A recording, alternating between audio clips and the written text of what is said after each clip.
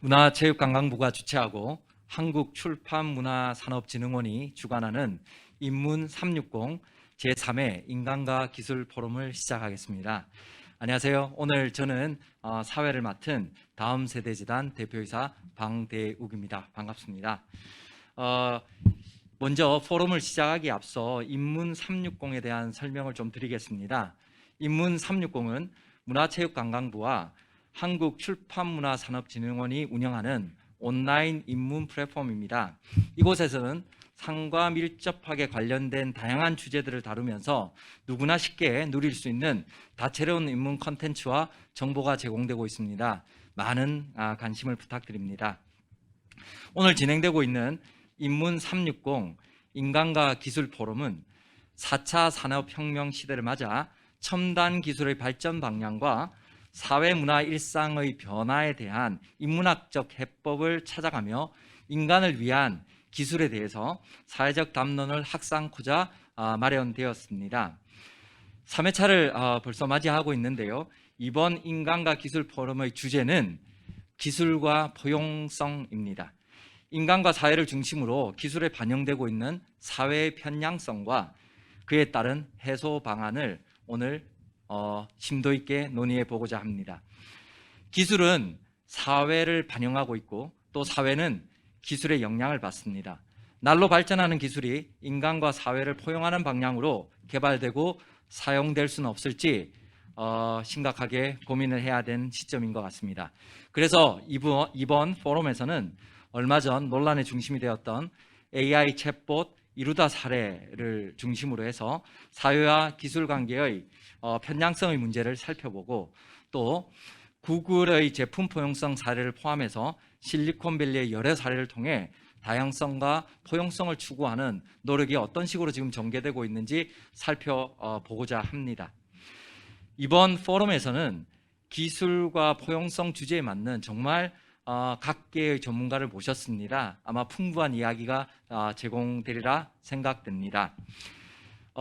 오늘 인간과 기술 포럼은 코로나19 확산 방지를 위해서 현장 관객 없이 온라인으로 생중계되고 있습니다. 지금 방송을 시청하시는 분들께서도 실시간 채팅창을 통해서 의견을 개진할 수 있고 질의를 하실 수 있습니다.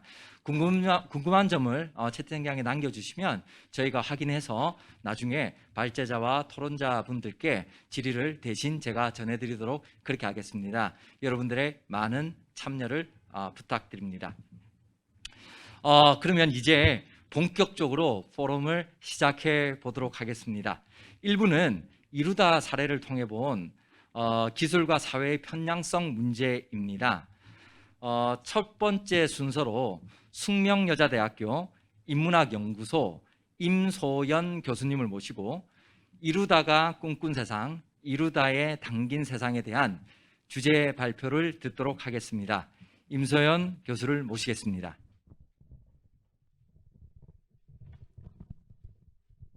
네, 안녕하세요. 네, 방금 소개받은 숙명여대 인문학연구소의 임소연입니다. 네, 저는 제 발표에서는 이루다 사례를 통해서 이제 기술과 사회의 편향성 그리고 포용성 문제를 살펴보려고 하는데 이루다 사례는 사실 뭐 모든 기술을 다 이제 다루기는 힘들고 이루다 같은 경우에는 인공지능 AI 그 중에서도 자유 발화형 그 대화형 챗봇이라고 하는 인공지능이 일부 그러니까 사례입니다. 그래서 이 사례를 최근에 굉장히 사회적으로 한국 사회에서 많은 논의가 되었던 이루다 사례를 한번 정리를 해보면서 편향성, 포용성, 기술과 사회의 관계 뭐 이런 문제들을 한번 생각을 해보려고 합니다. 네, 간단히 이루다 사태 혹은 뭐 이루다 사건, 이루다 사례라고 할 수 있는 이 사건을 한번 좀 간단하게 짚어볼게요. 네, 2020년 12월 23일에 출시된 그 AI 챗봇 서비스입니다.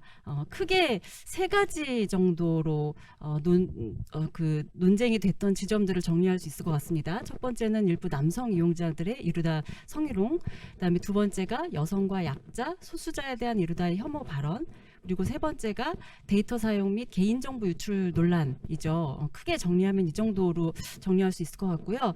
이런 그 논란 속에서 특히 이제 데이터 사용 관련한 어떤 그런 법적 소송과 함께 출시 후 한 20여일 만에 서비스가 중단된 것으로 그렇게 알려져 있습니다. 자, 그러면 이 이루다 사례를 통해서 우리가 이 어떤 이 인간에 대해서 그리고 이 사회에 대해서 어떤 점을 좀 엿볼 수 있을까? 이제 이거를 이제 이루다에 담긴 세상을 한번 살펴보자라고 이제 말씀드릴 수 있을 것 같아요. 첫 번째는 누가 이루다를 이용했는가? 누가 이용자였는가를 보면 업체의 어떤 업체가 제공한 어떤 정보에 따르면 1월 초 기준 이용자 32만 명 중에 85%가 10대라고 합니다. 그러니까 이 AI의 인간 친구의 대부분은 10대 그리고 20대였다. 그리고 두 번째, 이루다에 담긴 우리의 세상, 여성을 성적 대상화하고 전시하는 일부 남성들의 디지털 문화를 또 볼 수 있었습니다. 그래서 앞에서 말씀드렸던 것처럼 이루다가 출시된 지 일주일 만에 남성 비율이 굉장히 높은 그 온라인 커뮤니티에서 이루다를 성적 대상으로 취급하는 사용자들이 이제 등장을 했고요. 그리고 세 번째가 사실 가장 많이 좀 논의가 되는 지점이고 뭐 오늘 그 포럼의 주제하고도 또 연결이 되는 지점일 것 같아요. 그러니까 AI 챗봇이 사용자 이용자들에 의해서 어떤 그 대상화된 것뿐만이 성적 대상화된 것뿐만이 아니라 이제 AI 챗봇 자체가 어떤 혐오와 차별의 발언을 했다라는 것입니다. 뭐 사회적 약자 소수자 여성을 대상으로 한 혐오 발언을 했다라는 것인데 이것 또한 지금 그 차별 혐오가 굉장히 많이 사회적인 관심을 받고 있는 지금 한국 사회의 모습을 잘 보여주는 것이라고 볼 수 있습니다. 사실 뭐 이렇게 될 수밖에 없었던 뭐 원인이라고 많은 분들이 지적하시는 것이 이루다가 이제 인공지능으로 머신러닝 기계학습을 하는데 거기서 주어진 데이터들이 이제 뭐 굉장히 일상적인 대화, 남녀 사이의 일상적인 대화를 소재로 했기 때문에 그 데이터로부터 답변을 추출하는 모델에 있어서는 이런 어떤 혐오와 차별 발언을 완벽하게 거르기 어려웠다라는 것으로 정리를 할 수 있을 것 같아요. 자, 지금부터는 제가 그럼 과연 이루다가 꿈꾼 세상은 무엇이었을까? 앞에서 살펴본 거는 이루다가 이런 세상의 모습을 반영하고 있다라는 것인데 어떤 세상을 꿈꾸었을까? 사실은 제가 이루다가 꿈꾼 세상은 이렇게나 아름답고 뭐 올바른 좋은 세상이었는데 이루다에 담긴 세상에 어떤 뭐 기술적이든 혹은 뭐 이용자의 문제든 이런 오류가 있어서 약간은 좀 예외적으로 이런 문제들이 생겼다라고 말씀드리려는 것은 아닙니다. 그러니까 오히려 우리가 이루다가 꿈꾼 세상 그 자체를 한번 생각해 봐야 되지 않을까라고 문제 제기를 하고 싶은 게 제가 오늘 여러분들한테 말씀드리고 싶은 거예요. 이루다가 꿈꾼 세상이 뭘까요? 많은 분들이 인공지능, 특히 그 대화형 인공지능을 말씀을 하시면서 굉장히 자주 드는 영화의 사례가 있습니다. 네, 그 그녀라고 하는 허라고 하는 영화인데요.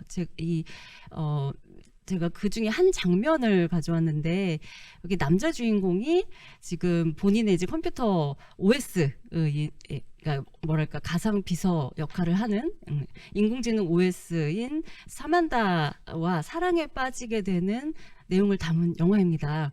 그러니까 사실 영화를 보신 분들은 알겠지만 정말 뭐 이루다나 뭐 기존의 어떤 챗봇하고도 비교할 수 없을 정도로 정말 인간 같은 그런 그 인공지능 비서였죠.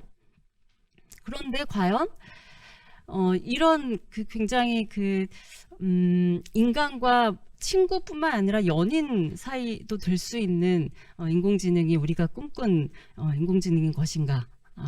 그게 과연 이루다가 정말 꿈꾸었던 것일까?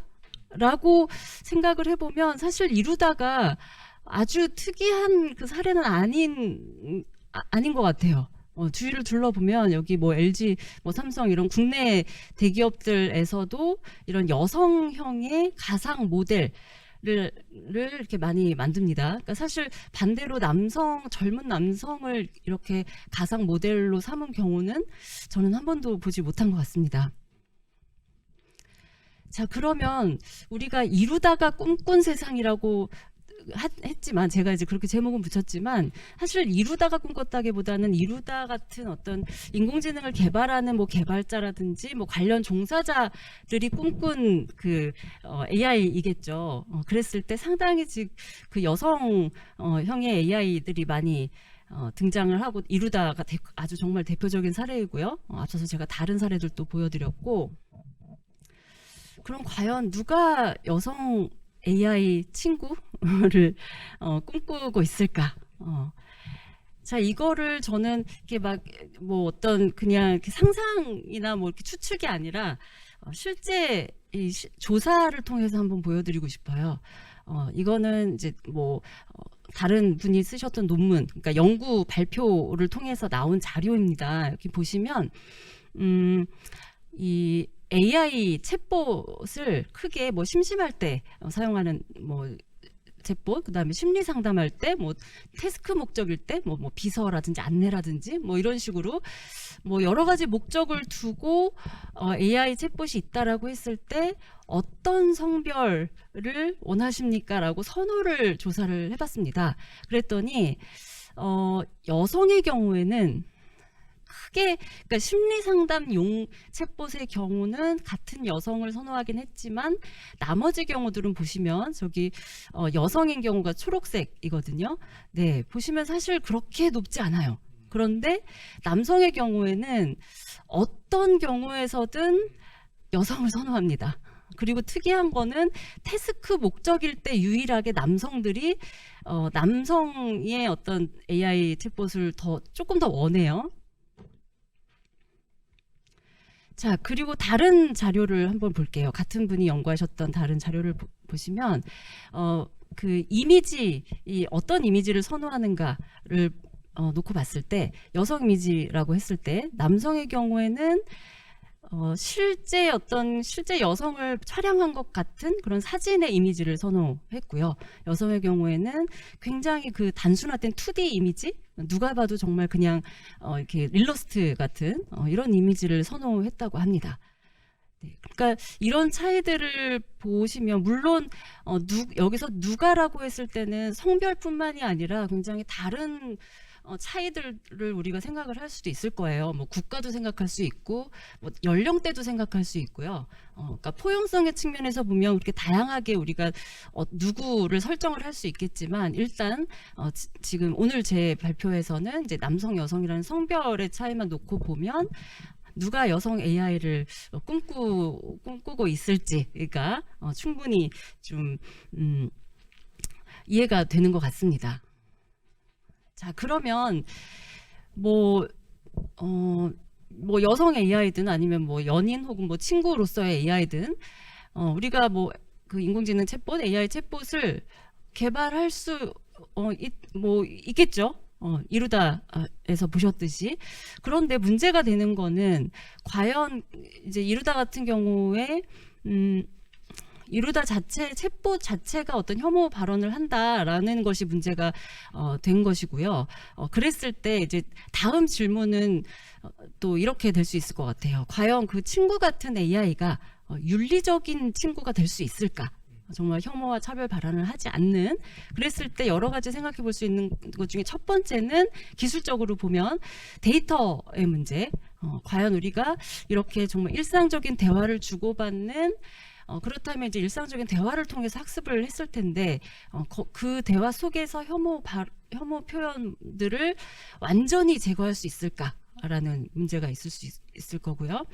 그 다음에 두 번째는 알고리즘의 차원에서, 그러니까 기계학습을 할 때 뭐 데이터를 주고 그 데이터에 어떤 학습 목표를 주면 그 학습 목표대로 데이터들에서 패턴을 찾는 것이 이제 인공지능에서 주로 사용하는 방법일 텐데, 그랬을 때 이제 이루다 같은 경우에는 앞에서 말씀드렸던 것처럼 자유 발화형 인공지능 대화형 인공지능이었죠. 그러니까 자유발화형이라는 것은 어떤 주제이든 간에 이용자와 지속적으로 친밀하게 대화를 이어가는 것 자체가 중요합니다. 그러니까 반면에 뭐 목적 지향형 인공지능 혹은 임무 지향형 인공지능이라고 하면 이거는 뭐 대화 그 자체보다는 그 대화를 통해서 이용자의 요구사항을 파악해서 해결해주는 어떤 그런 목적을 가지고 있는 AI죠.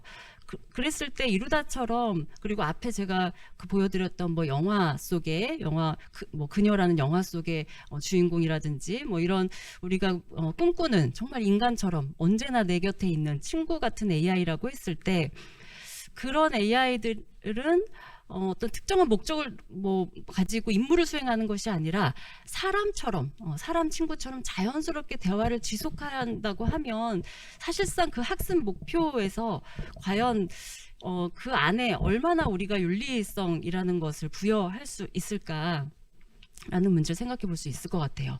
그러면 이제 결국에는 이런 질문으로 갈 수 있는 거죠. AI를 친구로 만들고 싶다. 근데 과연 우리의 친구, 그러니까 인간 친구들은 과연 어떠한가를 돌아보게 되면 사실은 인간 친구야말로 정말 언제나 윤리적인 우리와 언제나 윤리적인 대화만 하는 친구는 아니거든요. 그리고 만약에 인간 친구가 항상 윤리적인 말만, 혐오 발언 전혀 하지 않고 윤리적이고 막 그런 말들만 한다면 과연 우리가 너무 정말 나랑 가깝고 친한 친구다라고 말할 수 있을 것인지, 혹은 그런 친구는 약간 선생님이라든지 뭐 오히려 종교인이라든지 그런 이렇게 친구보다는 좀 다른 관계 속에 있지 않을까라고 생각을 해보면, 사실 친구 같으면서 동시에 차별, 혐오 이런 발언들을 하지 않는 정말 윤리적인 AI라는 게 가능할 것인지 사실 저는 굉장히 좀 의심스럽습니다. 그래서 제가 한번 그러면 뭐 어떻게 인공지능을 그렇다고 뭐 다 개발을 하지 않을 수는 없을 거고, 과연 우리에게 어떤 인공지능이 필요한 것일까, 혹은 어떤 인공지능을 꿈꿀 수 있을까라고 했을 때 제가 좀 제안을 한번 드려보려고 해요. 한 2가지 정도 말하자면 대안이 될 만한 그런 제안을 드려보고 싶은데, 첫 번째 제안은요, 기계를 인간처럼 만들려고 하기보다는 기계는 기계답게 개발을 하면 어떨까. 그래서 만약에 대화형 인공지능이다라고 하면 자유발화형, 그러니까 그냥 대화를 계속 지속하는 목적을 가진 친구, 뭐 친구나 연인처럼 그런 그 대화형 인공지능보다는 특정한 어떤 목적 혹은 임무를 지향하는 인공지능을 만들면 어떨까라는 거죠. 사례가 그래도 가까운 사례가 있습니다. 2016년에 미국 카네기 멜론 대학의 아티큐랩이라는 곳에서 만든 인공지능 가상 비서인데요. 사라라고 하는 사실은 여성형이죠. 사라, 뭐 이름에서도 그렇게 느끼셨을 거고, 약간 그 캐릭터를 봐도 이제 2D 이미지이긴 하지만 어쨌든 여성 이미지이긴 합니다. 그런데 이제 훨씬 뭐 이루다와 비교를 하면 어떤 여성, 소위 말하는 그런 굉장히 뭐 여성성을 아주 강하게 보여주는 그런 여성은 아니고요. 그러니까 외형만 그럴 뿐만이 아니라 기술적으로도 좀 달라요. 이루다가 했던 거랑. 그래서 인공지능이기 때문에 데이터와 알고리즘 모두 오히려 철저하게 인공적으로 만들면 어떨까라는 거예요. 그리고 그걸 실제로 한 게 이제 이 사라라는 대화형 인공지능입니다. 그래서 인공 데이터, 인공 알고리즘이 필요하지 않을까.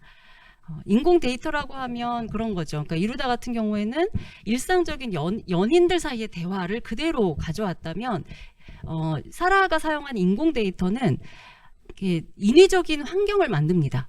그래서 뭐 인간 2명이 서로 만나서 서로에게 무언가를 가르쳐주는 식의 그런 약간 실험실에서 그런 환경을 설정을 하고 그 안에서 등장하는 어떤 뭐 말들을 데이터로 쓰는 거죠. 그리고 인공 알고리즘이라고 하면 이제 앞에서 이루다랑 이제 계속 비교가 되는데, 이루다 같은 경우 되게 인간 같은 자연스러운 답변을 골라라 라는 어떤 학습 목표를 줬다면 이 그 사라 같은 경우에는 그런 목표보다는 인간들 사이에 어떻게 서로를 존중하면서 의사소통을 하는지를 인류학적으로 연구를 하고 거기에서 몇 가지 전략을 뽑아내요. 그래서 그거를 추가적으로 이 알고리즘에 부여를 합니다. 이제 이런 식으로 하면 물론 이루다나 혹은 뭐 지금까지 꿈꿔왔던 정말 내 친한 친구 같은 뭐 그런 인공지능은 아니겠지만 오히려 철저하게 어떤 목적, 그러니까 예를 들면 이 사라 같은 경우에는 어떤 행사장에서 사용자들에게 그 사람이 원하는 어떤 뭐 행사를 안내를 해준다든지 뭐 이런 역할을 하거든요. 혹은 뭐 교육적인 목적으로 쓸 수도 있고요. 그러니까 이렇게 분명한 어떤 목적을 가진 그러니까 말하자면 덜 인간처럼 이제 그 인공지능을 활용을 하는 거죠. 그리고 두 번째 제안은요. 만약에 사람 같은 기계가 필요하겠죠. 그러니까 예를 들면 지금 이 로봇 같은 경우에는 발키리라는 이름을 가진 우주 탐사 로봇입니다. 그리고 일종의 뭐 재난 로봇이기도 하고요. 그래서 많은 재난 로봇들이 휴머노이드라고 하는 인간의 어떤 몸의 형태를 가진 로봇으로 만들어져요. 왜냐하면 그래야지만 인간들을 대신해서 어떤 위험한 현장에 투입될 수 있기 때문이죠. 그렇다면 이런 경우에는 어떻게 할까? 이런 경우에는 제가 볼 때는 되게 조금은 의도적으로 기존의 어떤 여성성과 남성성의 관념을 따르지 않는, 고정관념을 따르지 않는 식으로도 한번 만들어 볼 수 있을 것 같아요. 이게 실제 사례입니다. 나사에서 만들었던 발키리라는 로봇인데, 공식적으로 뭐 여성으로 주어지지는 않았습니다만, 이 로봇의 디자인상 가슴 부위에 이제 배터리가 굉장히 부피가 큰 배터리가 배치가 되면서 신체가 이제 여성형에 가까운 모습을 띠고 있고요. 이 발키리를 만들었던 그 로봇 공학자가 어떤 이야기를 했냐면 보통 이런 여성형 로봇들이 주로 뭐 사실은 이루다도 그렇고 사라 앞에서 제가 대안적으로 말씀드린 사라의 경우에도 뭐 비서의 역할, 안내원의 역할을 주로 하는데 이 로봇 공학자는 레드퍼드는 이제 여성 로봇도 강인하고 실용적인 또 뭐 재난 로봇도 여성 로봇으로 만들 필요가 있다라는 생각을 가지고 이렇게 디자인을 했다고 합니다. 네. 자, 그래서 제가 이제 오늘 그 이루다를 통해서 말씀드리고 싶은 기술과 사회 그리고 편향성에 대한 이야기는 크게 이제 두 가지로 결론을 좀 말씀드릴 수 있을 것 같습니다. 첫 번째는 사회가 편향되어 있는 한 기술의 편향성은 예외가 아니라 규칙이다라는 거죠. 이루다 사건은 예외적인 문제가 아니라 사실은 우리가 애써 의도적으로 무언가 하지 않으면 그렇게 될 수밖에 없는 어떻게 보면 규칙에 오히려 가깝다는 것이고요. 그리고 두 번째는 그렇기 때문에 우리가 기술을 통해서 이루고자 하는 인간의 꿈을 너무 당연히 뭐 친구 같은 AI 이렇게 설정을 해놓고 그것을 이루는 과정일 뿐이다라고 이야기하기보다는 그 꿈 자체가 이것이 우리가 꿈꿔야 할 꿈인가? 혹은 누구의 꿈인가? 특정 어떤 성별 혹은 특정 인종, 뭐 특정 어떤 그 집단의 인간들이 꾸는 꿈이 아닌가라고 질문을 할 필요가 있다라는 것이 오늘 제가 여러분들께 말씀드리고 싶은 이야기였습니다. 네, 감사합니다. 예, 임소연 교수님께 좀 큰 박수를 드리고 싶지만 저희들끼리 앉아 있어서 가지고 제가 그냥 박수를 드리고요. 수고 많이 하셨습니다. 기술을 통해서 이루고자 하는 인간의 꿈이 누구의 꿈인지 그리고 어떻게 꿈을 꿔야 되는지에 대한 얘기 참 인상적이었고요. 그리고 기계는 기계답게 그리고 또 전형적인 성의 역할에서 벗어난 젠더 프리한 어떤 형태 이런 것들은 약간 아이작 아시모프의 로봇의 3원칙 같은 그런 느낌으로 받아들여졌습니다.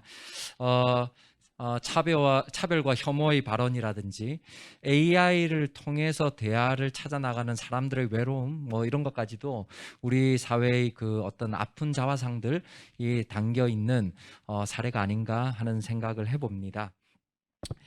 지금부터 우리 임소영 교수님 발제에 따른 토론을 진행해 보도록 하겠습니다. 이 토론의 주제는 시대를 반영하는 기술은 무엇이 돼야 되는지, 혹은 시대를 제한하는 기술은 무엇이 되는지에 대한 주제를 가지고 이야기를 해 보도록 하겠습니다. 모두에도 말씀드렸듯이 생중계를 시청하시는 여러분도 실시간 채팅을 통해서 질문을 남길 수 있습니다. 진규를 남겨주시면 저희가 선정해서 꼭 대신 질문을 드리도록 하겠습니다. 많이 참여 부탁드리고요. 먼저 함께 토론에 참여해 주실 분들을 소개해 드리도록 하겠습니다. 멀리에서 오셨는데요. 강주과학기술원 기초교양학부 하대청 교수님 자리해 주셨습니다. 반갑습니다. 그리고 연세대학교 사회발전연구소 김종우 전문연구원님 자리해 주셨습니다. 반갑습니다. 먼저 임소연 교수님 주제 발표에 대해 두 분의 생각이 어떠신지 궁금한데요. 그에 대해서 먼저 강주과학기술원 하대청 교수님의 말씀을 들어보도록 하겠습니다. 하대청 교수님 부탁드립니다. 네, 안녕하세요. 광주과학기술원 기초교육학부에 있는 하대청입니다. 저는 이 주제에 대해서 이렇게 토론자로 초청받았을 때 좀 새로운 느낌이었는데요. 우리한테 인공지능의 대표적인 이미지는 알파고였던 것 같아요. 그래서 인간을 넘어서는 압도하는 그런 종류의 초인적인 존재로서의 인공지능이 일반 대중의 지배적인 상상이었는데, 그것들을 좀 새롭게 교정할 수 있는 기회가 이 이루다라는 사건을 통해서 인공지능이 초인적일 면도 있지만 얼만큼 인간적인지, 인간이 가지고 있는 혐오와 차별과 편견을 고스란히 보여주거나 또는 훨씬 더 강화된 모습으로 표현해 줄 수 있는 것이 인공지능이라는 것을 많은 대중들에게 알려준 그런 사건이라고 생각을 합니다. 저는 임소연 교수님 발표를 들으면서 많이 배웠고요.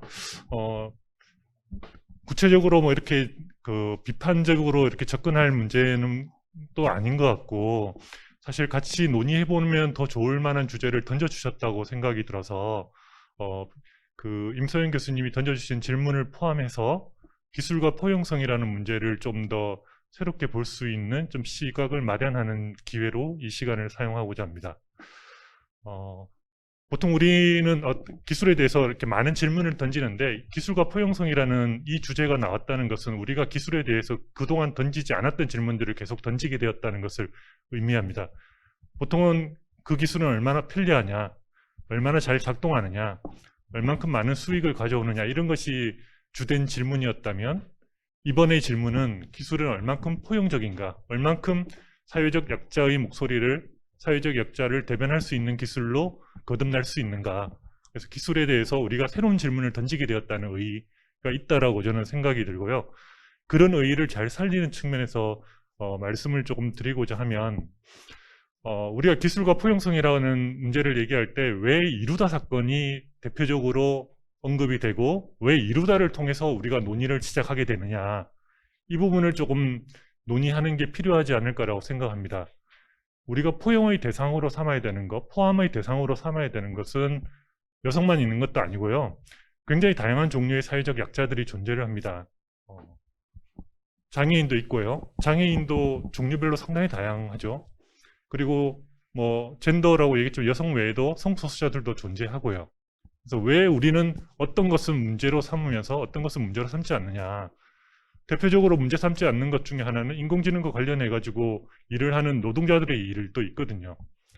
다 여러분들은 이제 고액 연봉을 받는 엔지니어만 생각하지만, 사실 인공지능을 개발하는 과정 속에서 저임금의 바탕에서 불안정한 지위 속에서 일을 해야 되는 다양한 종류의 노동자들이 존재를 합니다.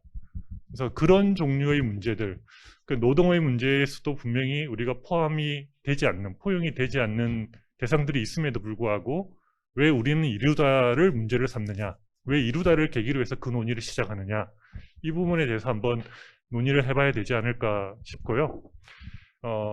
그렇게 생각했을 때 또 한편으로는 우리가 또 젠더와 관련해 가지고 이만큼 열심히 토의하지 않는 종류의 또 문제가 일명 섹스돌, 우리한테 알려져 있기로는 리얼돌이라고 알려져 있는, 예, 그 문제도 뭐 조만간에 아마 리얼돌이라고 알려져 있는 인간의 형상을 모방한 섹스 대상으로서의 그 인형이 아마 인공지능이 탑재될 날도 얼마 남지 않았거든요. 아마 이미 시도되었는지도 모르겠는데, 그런 종류의 문제에 대해서는 우리가 왜 이루다만큼 논의하고 있지 않느냐. 도대체 왜 우리는 이루다에 집중해서 이렇게 논의하고, 이루다가 논란이 됐을 때 온갖 시민단체들, 온갖 학자들이 다 한마디씩 거드는데 왜 우리가 다루지 않는 문제에 대해서는 이렇게 손쉽게 방관하고 간과하고 있는지, 그 문제가 한편으로는 한국 사회가 포용성, 기술과 포용성에 대해서 접근하고 있는 한 시각, 한 태도를 보여주는 것이 아닌가라고 생각이 들어서 그 부분에 대해서 좀 논의가 좀 있어야 되지 않을까, 그 생각을 했습니다. 그렇게 생각했을 때 우리가 포용성에 대해서 논의하는 방식에 대해서 예를 들면 장애인을 고려한다, 여성을 고려한다, 시각장애인을 고려한다, 뭐 노인을 고려한다, 이렇게 얘기했을 때 그 포용성의 의미가 무엇인지에 대해서도 논의할 필요가 있다고 생각합니다.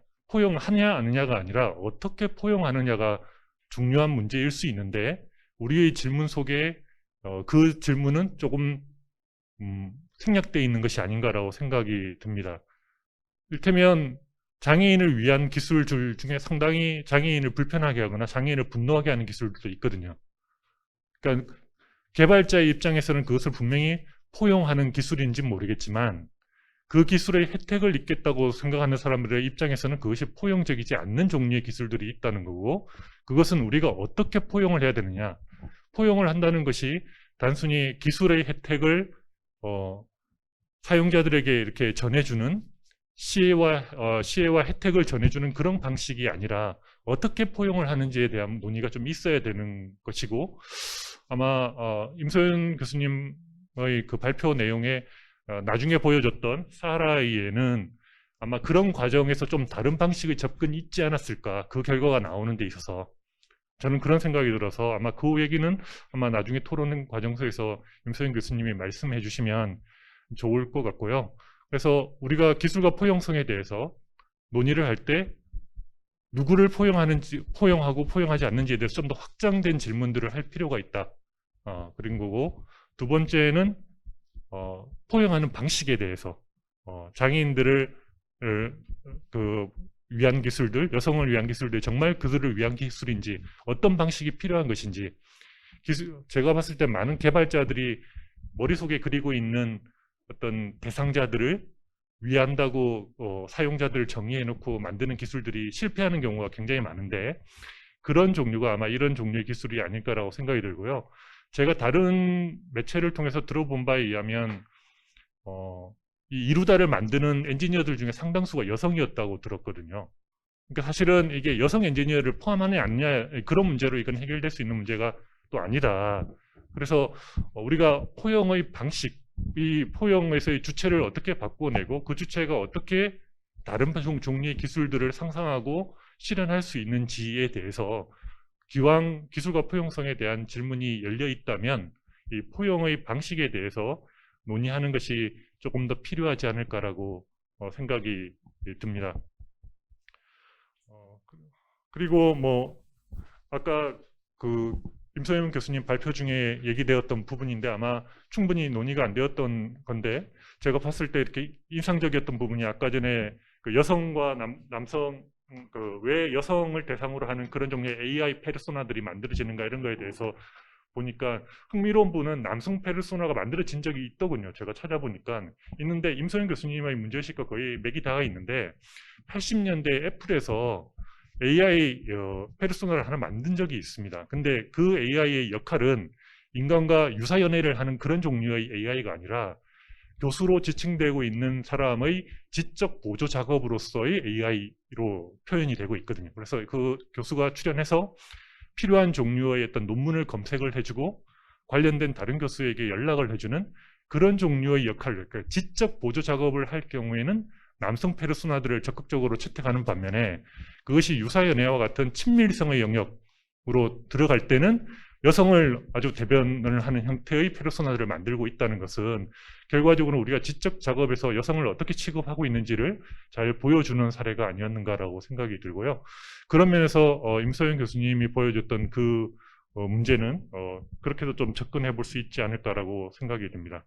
그래서 저는 기술과 포용성이라는 문제에 대해서 우리가 조금 더 논의를 확장시켜서 포용의 방식과 우리가 포용을 논의하는 방식, 논의하는 구조를 조금 더 새롭게 하는 계기로 이 이루다 사건을 우리가 맞이하는 것이 더 좋지 않을까라고 생각이 듭니다. 네, 감사합니다. 예, 하대천 교수님의 토론 잘 들었습니다. 포용성의 논의의 출발이 왜 이루다여야 하는가에서부터 포용성의 범위는 어디까지 되어야 하며 포용성의 방식은 어떻게 되어야 되는지에 대한 포괄적인 문제 제기를 해주셨고, 아마 이거는 임소영 교수님께서 나중에 또 추가로 좀 설명해 주시면 좋을 것 같습니다. 사실 포용에는 인구학적 아주 특징적인 형태의 포용성도 있겠지만 인지적인 또 포용성도 굉장히 중요하다고 생각이 되거든요. 그런 의미에서 보면 포용성의 논의 확장에 대한 문제 제기는 굉장히 중요한 문제 제기라고 저는 생각이 듭니다.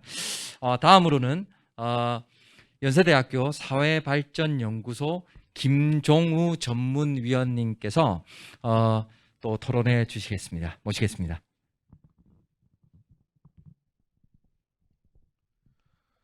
네, 안녕하세요. 소개받은 연세대학교 김종우라고 합니다.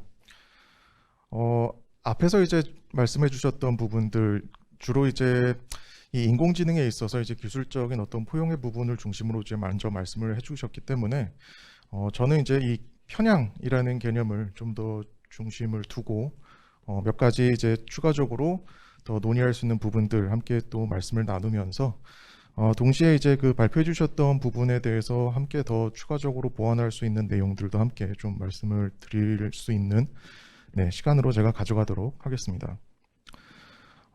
사실 이 인공지능과 인공지능의 이제 토대가 되는 이 기계학습에 있어서 가장 핵심적인 부분은 결국 이 데이터라는 거를 누가 만드느냐. 우리가 결국 돌아오게 되면은 이러한 데이터의 근본적인 원천은 결국 인간입니다.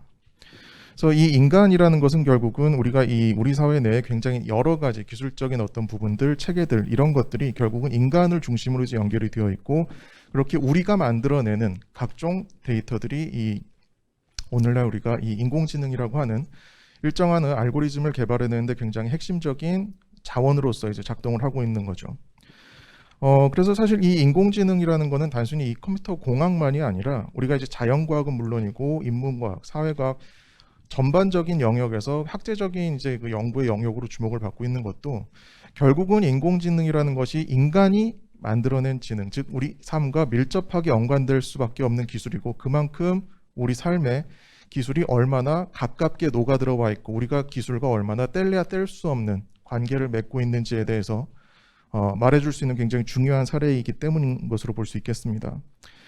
특히 이제 오늘 제 주제이기도 하고, 특히 인공지능 영역 내에서도 우리가 아까 말씀해 주셨지만은 소위 자연어 처리, 이 NLP와 관련된 분야에서 이 대화 생성 시스템 같은 경우 이 챗봇을 이제 만들게 되는 기본적인 토대가 이 대화 생성 시스템인데, 이루다가 이제 가장 대표적인 사례였었죠.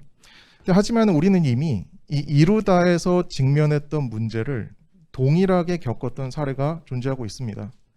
바로 2016년에 이제 마이크로소프트에서 개발하고 3일 만에 서비스를 중단했었던 테이의 사례죠. 테이도 동일한 이 문제에 직면했었습니다.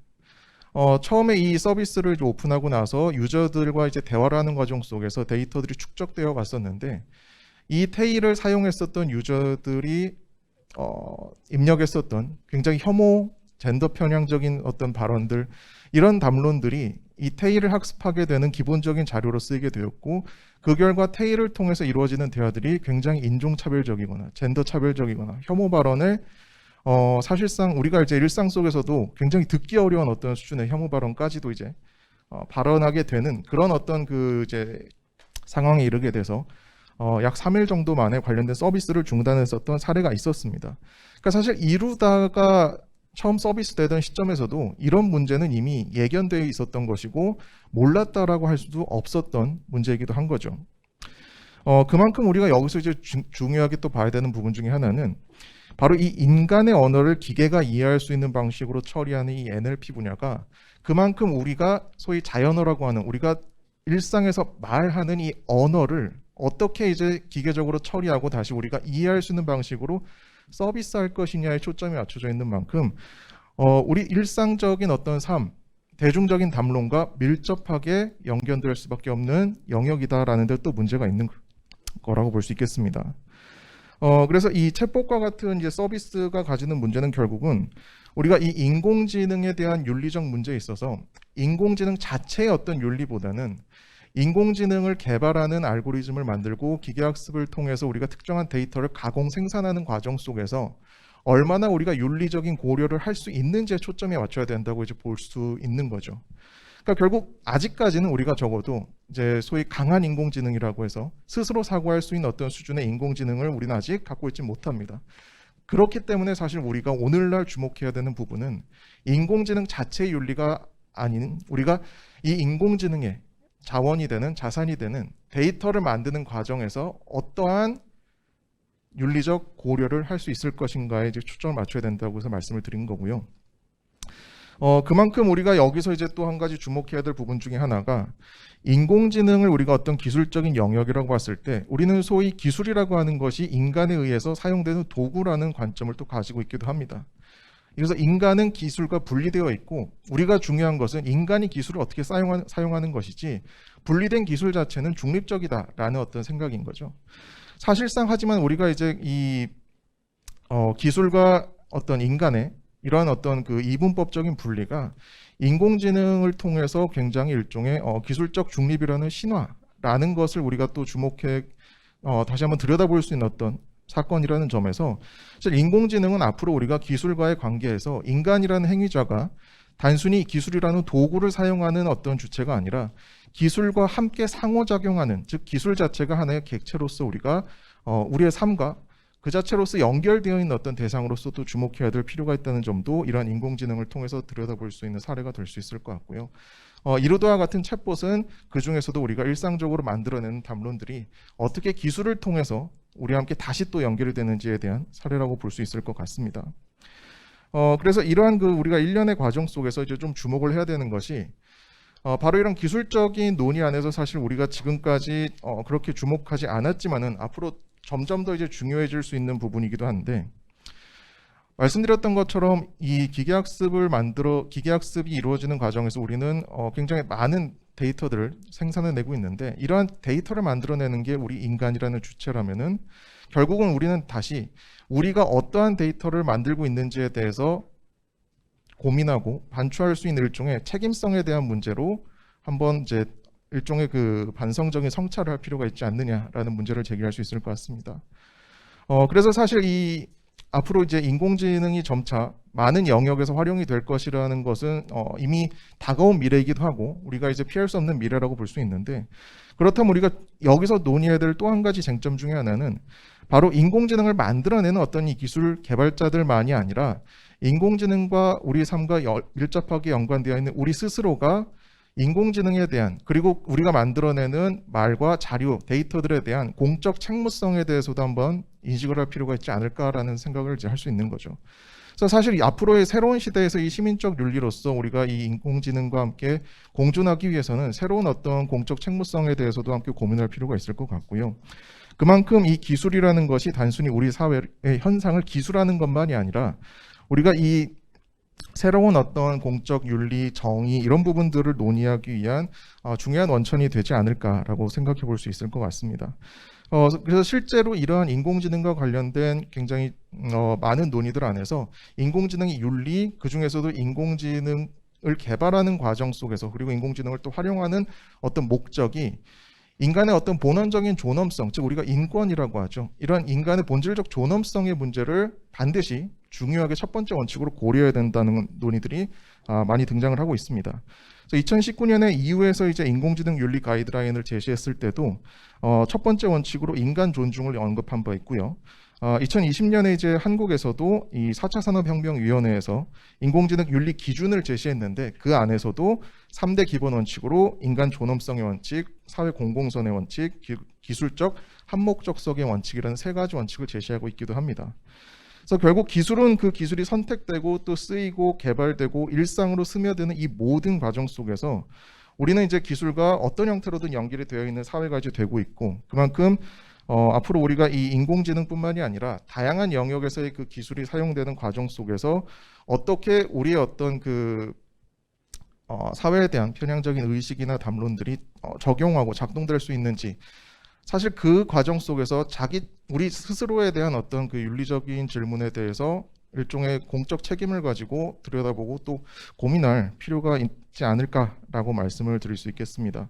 그래서 결국 발표의 제목이기도 하셨지만은 이 이루다가 꿈꾼 세상은 결국 우리 사회의 자화상이고 동시에 우리가 이제 앞으로 직면하게 될 일종의 미래가 아닐까라고 한번 생각해 볼 수 있을 것 같고요. 그만큼 앞으로 우리가 이 공적 책무를 어떻게 규정할 것인지에 대한 핵심적인 과정, 바로 이 정치적인 의사결정 과정 속 우리가 정치라고 하는 이런 그 일련의 과정 속에서 어떻게 또 수기하고 논의할 수 있을 것인지도 함께 고민할 필요가 있을 것 같습니다. 그래서 네, 굉장히 좀 광범위하게 말씀을 드려서 좀 추상적인 부분도 있을 것 같습니다만은 여러 가지 좀 더 논의를 할 수 있는 어떤 토대로 삼기 위한 어떤 과정이었다라고 말씀을 드리고 싶고요. 네, 그래서 말씀해 주셨던 발표에 대해서는 이렇게 제가 말씀을 드리고 좀 정리를 할 수 있도록 하겠습니다. 감사합니다. 예, 고맙습니다. 김종우 연구원님께서 말씀하신 대로 사실 AI 기술에 녹아 있는 것이 우리 인간의 일상성이 녹아 있는 것이고 실제 기초가 되고 있는 데이터는 누가 만드냐면 다름이 아니라 인간이 만드는 거고 그렇다 그러면 우리는 인간 존중과 공적 책무성을 어떤 식으로 좀 더 강화하고 보장해야 되느냐 뭐 이런 얘기를 하셨는데 정말 중요한 얘기인 것 같습니다. 아마 두 토론의 내용을 들으시고 난 다음에 아마 주제 발표를 하셨던 우리 임소영 교수님께서 하실 말씀이 있을 것 같은데 아마 굉장히 많으실 것 같지만 짧게 이야기해 주시면 고맙겠습니다. 네, 감사합니다. 토론해 주신 두 분 선생님께 다시 한번 감사드리고요. 제가 발표했던 내용보다 훨씬 더 아주 여러 가지 내용들을 짚어주셔서 그 발표에 대한 이해의 폭을 훨씬 넓혀주셨던 것 같아서 감사의 말씀을 드립니다. 일단은 토론 순서하고는 좀 거꾸로지만 김종우 연구원님의 토론에 대해서 먼저 잠깐 언급을 드리자면요. 보통 우리가 인공지능의 윤리라고 하면 이것은 정말 개발자들 혹은 인공지능을 만드는 어떤 그런 사람들의 책임인 것처럼 이야기를 많이 하는데 김종우 연구원님께서 굉장히 잘 짚어주신 것 같아요. 이게 우리 모두의 책임이라는 거를. 왜냐하면 데이터라는 게 결국 이루다도 우리가 일상적으로 나누는 말들이 곧 데이터였기 때문에 그런 지점들을 생각을 해보면 지금 우리가 뭐 빅데이터의 시대 이렇게 얘기를 하고 있는데 우리가 하는 모든 어떤 행동 뭐 인터넷 사용하는 거 이렇게 모든 것들이 다 데이터가 되고 있는 시대이기 때문에 이제는 마냥 개발자들 뭐 공학자들에게만 윤리를 지켜라라고 요구할 수는 없는 세상이다라는 것을 다시 한번 짚어주신 거 굉장히 감사하게 생각합니다. 그리고 이제 하대청 교수님의 토론에 대해서는 사실 논의할 지점들이 굉장히 많지만 하나 처음에 정말 딱 던져주신 왜 이루다에 주목하는가, 저는 그 질문이 너무 정말 시사하는 바가 굉장히 크다고 생각을 해요.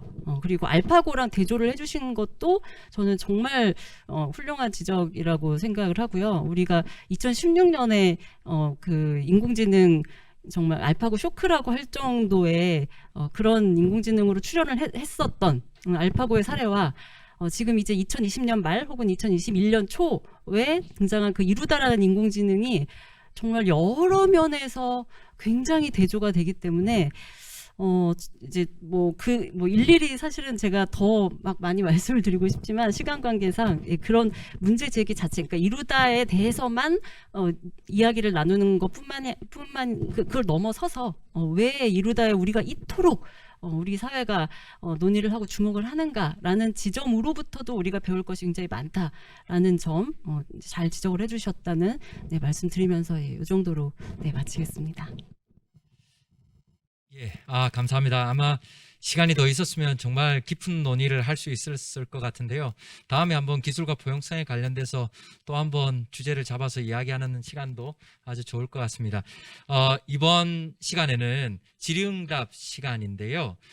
사전에 참가 신청하셨던 분들께서 사전 질문을 하신 게 있습니다. 그래서 그 질문부터 먼저 좀 여쭙도록 하겠습니다.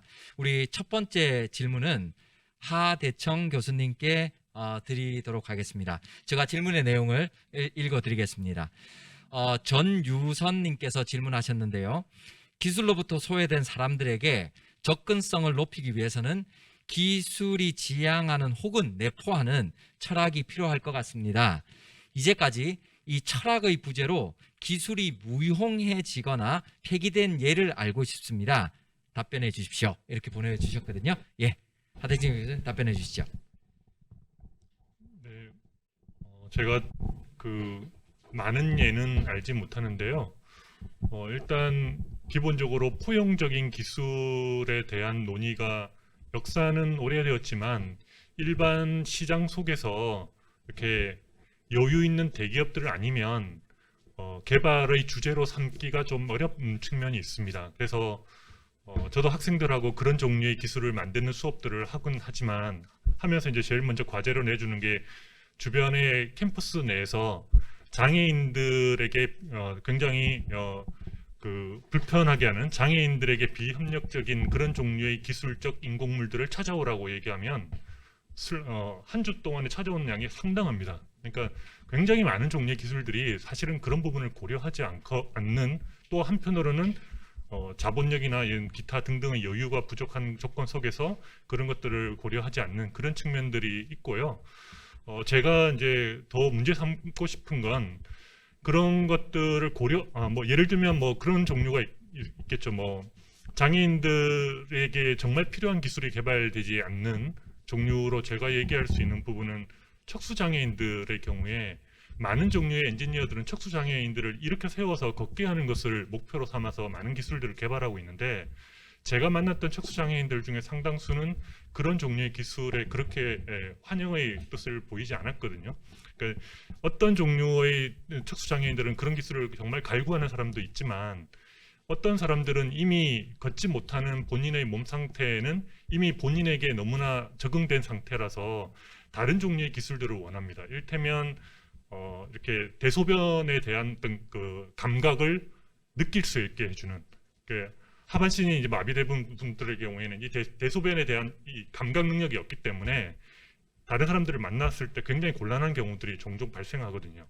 그런 종류의 기술들을 사실 되게 원하고 있지만, 까다로운 기술이죠. 하지만 꼭 필요한 종류의 기술이지만 사실 그런 종류의 기술들은 충분히 개발되고 있지 않고, 오히려 일반 비장애인들이 생각하는 종류의 정상성에 부합하는 일어나서 걷는 종류의 모습, 비장애인들이 생각하기에 정상성으로 복귀되는 아주 이상화된 이미지잖아요. 앉아있는 사람이 일어나서 걷는 것.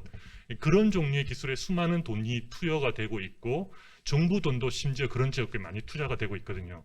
그런 기술이 필요 없다는 것이 아니라 그것만큼 정말 장애인들이 원하는 종류의 기술에 대해서 우리가 제대로 고민하고 있는가, 엔지니어가 생각하는 정상성에 부합하는 기술을 집착적으로 개발하려는 거 아니냐, 정말 장애인들이 무엇을 원하는지 물어보고 함께 개발의 초기 단계에서 논의를 시작하면 그런 종류의 소외된 사람들에게 좀 더 적합한 종류의 기술들이 향후에 좀 더 개발하는 사례들이 많아질 것이라고 생각합니다.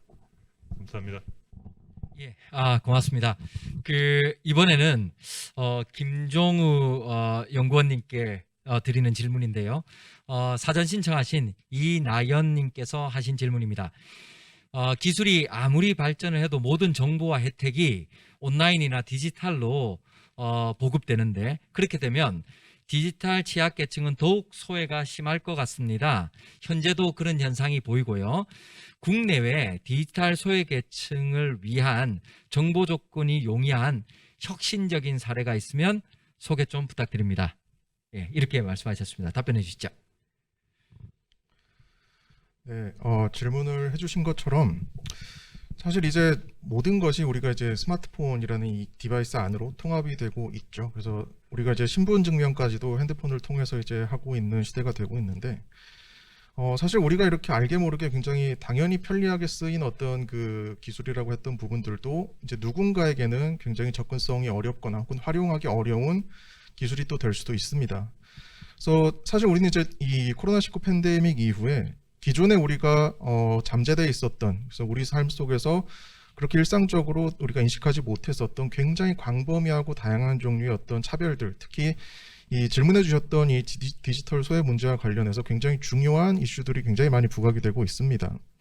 그래서 이 과정 속에서 우리는 이 디지털 소외, 소위 이 정보 격차라는 것이 단순히 기존에 우리가 정보 취약계층이라고 논의했었던 어떤 집단만의 문제가 아니다라는 게 이제 점점 드러나고 있는 거죠.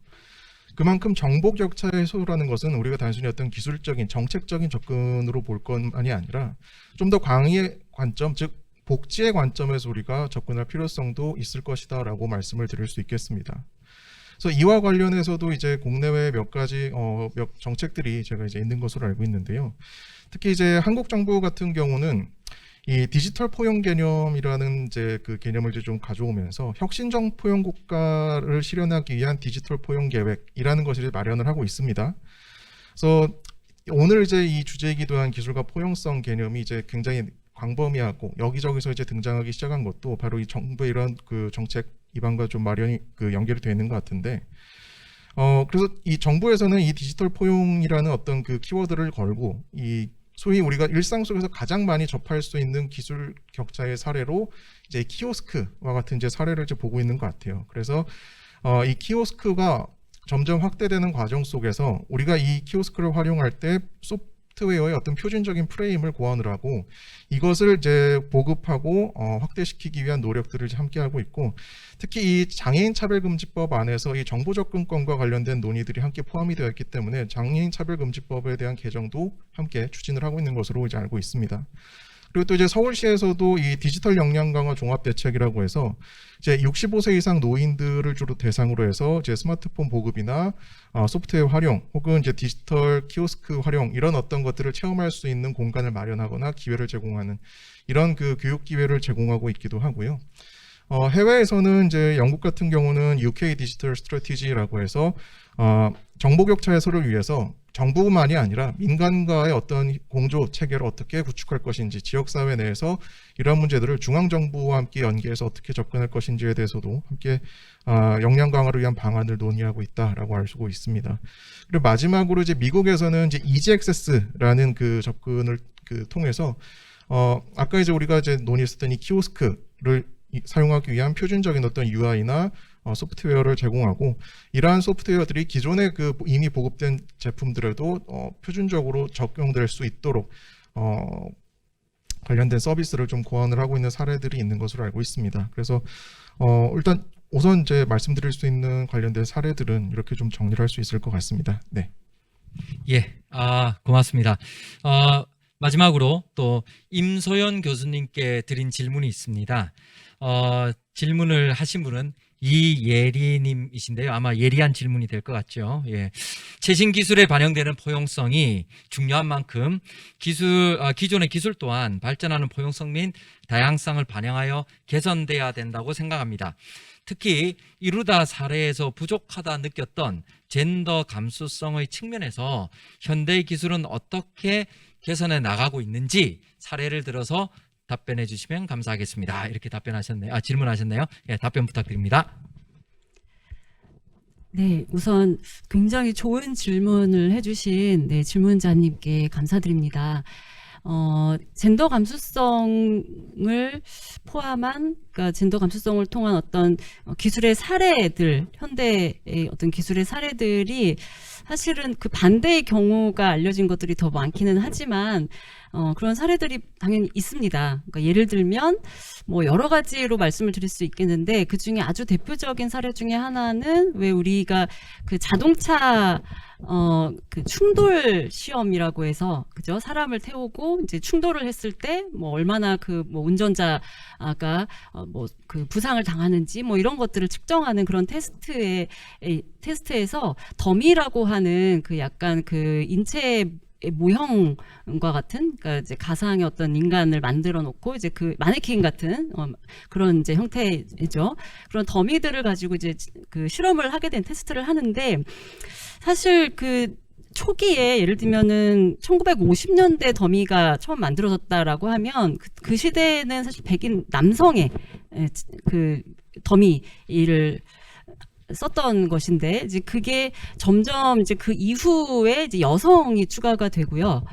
그리고 뭐 사실은 여성이 추가가 됐다 했을 때도 사실 남성의 사이즈에서 그냥 뭐 좀 줄인 형태의 여성이 아니라 여성과 남성이 가지고 있는 어떤 해부학적 구조의 뭐 차이라든지 어떤 생물학적인 차이 같은 것들을 반영을 한 그런 더미들을 만든다거나 그리고 아주 최근에 2000년대 초반에는 한 자동차 회사에서 이제 임산부 더미를 만들어서 활용을 한다든지 뭐 이런 식으로 소위 말하는 그 젠더 감수성이라는 것들이 업계에서도 업계 뭐 학계에 도입이 되고 있는 추세입니다.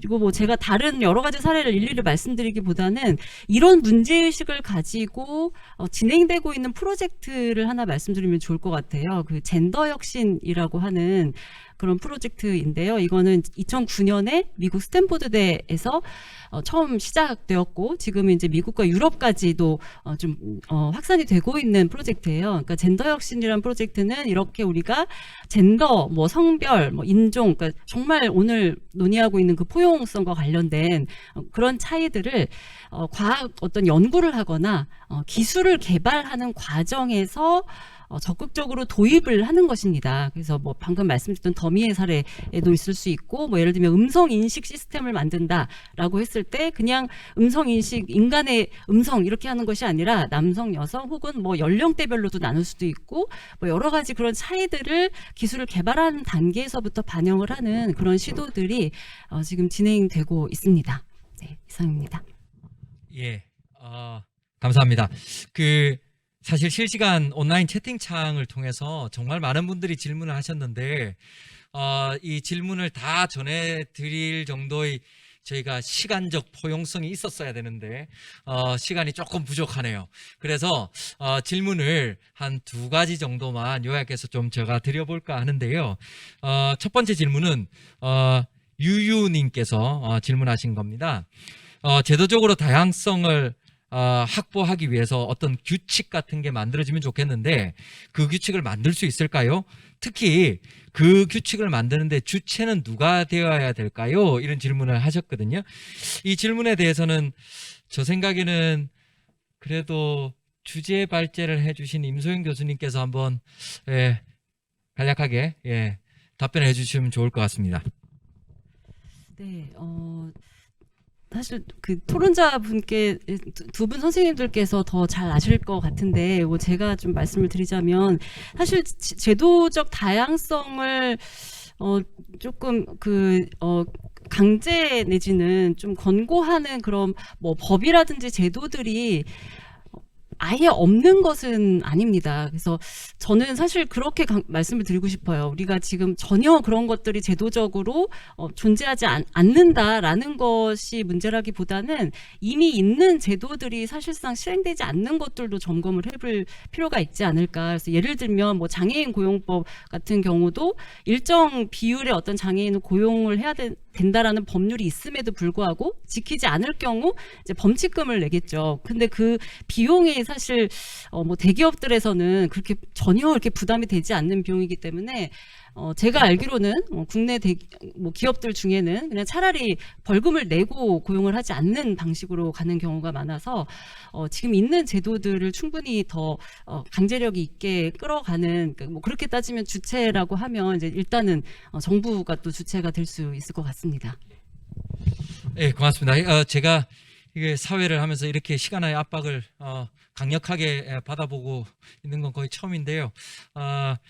제가 2개 질문을 드리려고 했는데 하지 말라고 지금 강력하게 이야기해서 한 가지 질문만 드리고 질의응답 순서를 마칠까 하고요.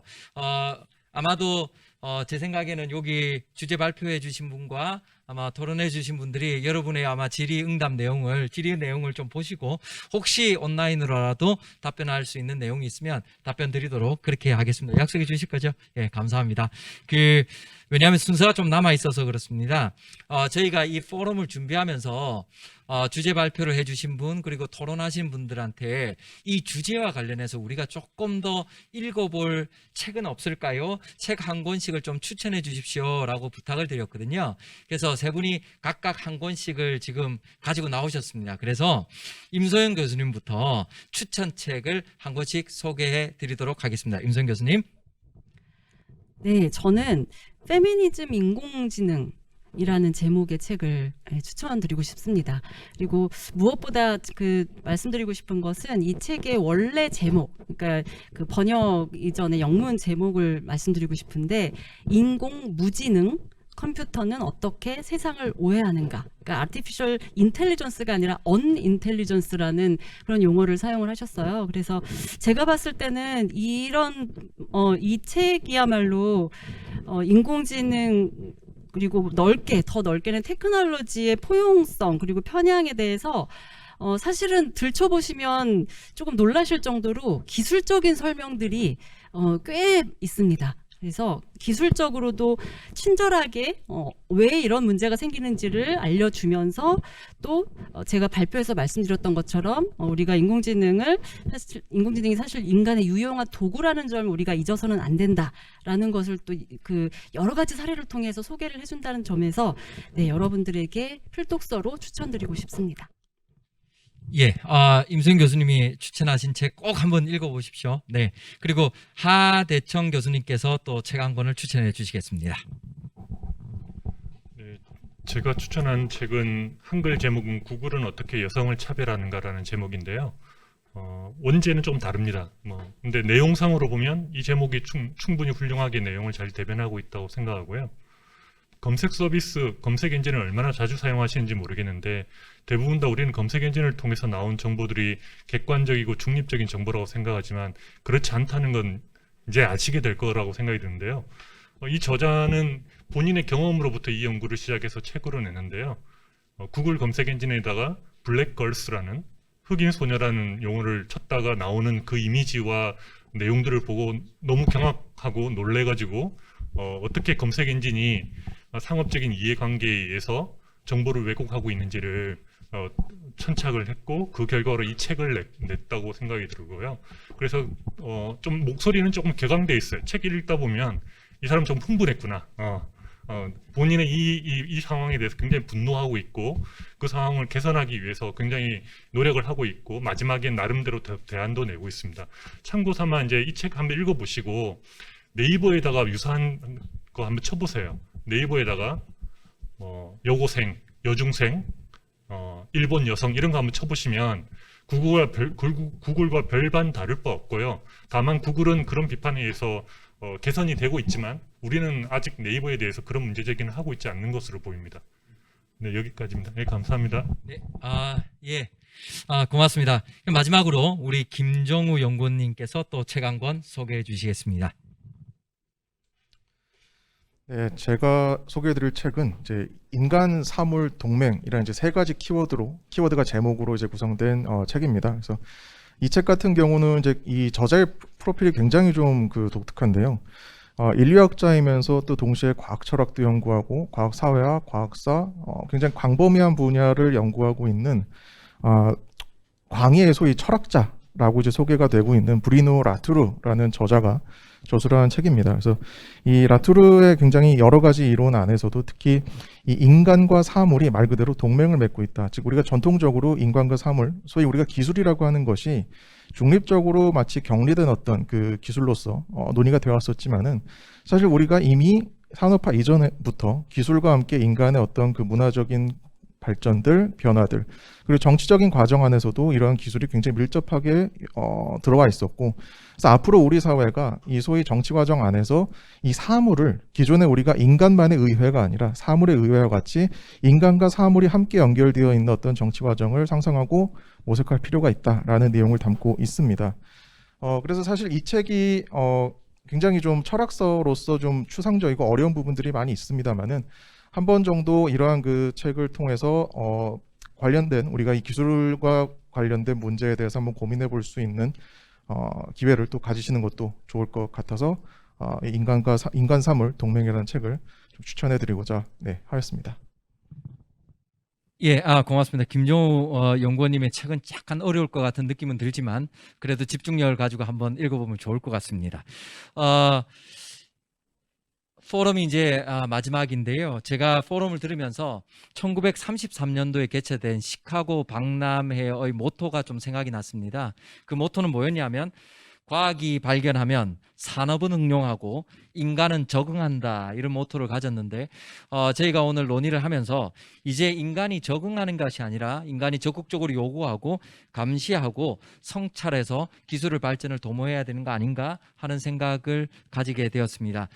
이렇게 포럼에 참여해 주신 우리 임소영 교수님, 하덕천 교수님, 김종우 연구원님께 감사의 말씀을 전해드립니다.